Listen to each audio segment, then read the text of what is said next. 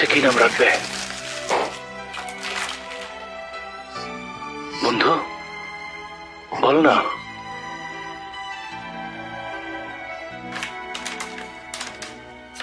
Sorry. ও রিউ ডং রিউ, দেখতে বোকা মনে হলেও ওই কিন্তু আমাদের শিয়াল পণ্ডিত। আরে ভাই, তুই কি খেলার সময় পাইলি না? আর ও হলো জুংহুয়ান, এই বেটা আমাদের উপরতলায় থাকে। ওর কাজকর্মগুলো এমন অদ্ভুত।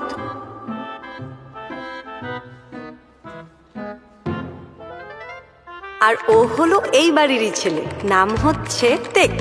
গো গেম খেলায় একদম ওস্তাদ, কিন্তু ওর মতো বলদ একটাও নাই। এই তোয়ালেটা দে তো। আমার জন্য পারলে কিছু নাস্তা নিয়ে আসিস না, ফ্রিজে দুধ আছে। আরে তুই ওকে বলতেছিস কেন? তুই নিজেকে নিয়ে আসতে পারিস না? ও শুনো, আমাদের পাড়ার একদম নম্র ভদ্র ছেলেটি, দেখতেও লাটিমের মতো। তোদের জন্য আমি কিছু শুনতে পারলাম না। আরে আমরা আবার কি দোষ করলাম? তোরা ইচ্ছা করে এমন করছিস শালা।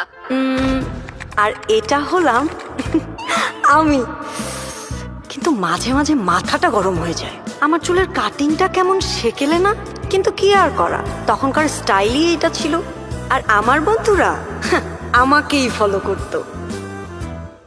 এই যে কিছুক্ষণ আগে বললাম না আমি রেগে যাই, দেখেন ওই বাচ্চাটার নামও কি রাখছিল বল। আমারে বলতেছিস কেন? আমি কি ওর বাপ? আরে বাচ্চার নাম সংওয়েন। কে বলেছে? সাবটাইটেল দেখ।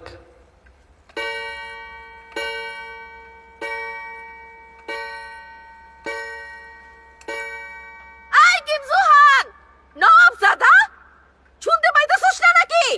আই কিম জুহান, খাবার ঠান্ডা হয়ে যাইতেছে, তাড়াতাড়ি আয়।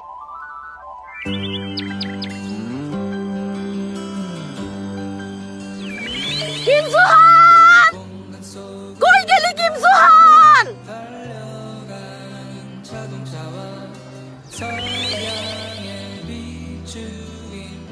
শোনো, খাইতে আয়।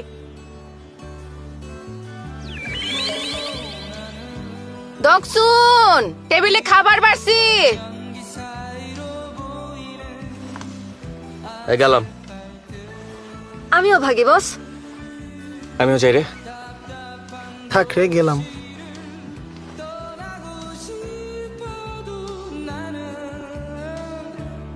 বাবা এসো, খাবে চলো।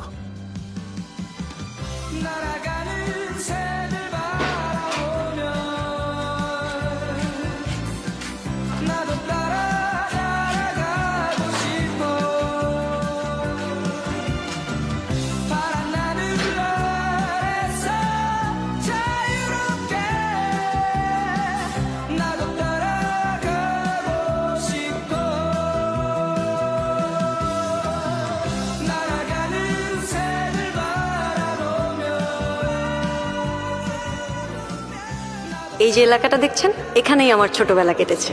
আমার শৈশব কৈশোর সবকিছুর সাক্ষী এই এলাকা। হাতের নাগালে না ছিল ইন্টারনেট, না ছিল স্মার্টফোন। এখনকার পোংটাগুলো যেমন পাবজি খেলে, আমরা তখন দল বেঁধে কিতকিত খেলতাম।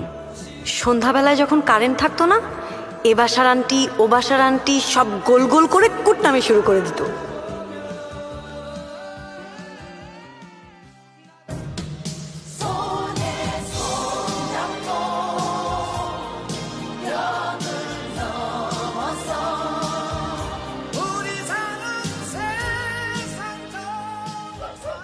মা এদিকে আয় তো, টেবিলটা গোছা।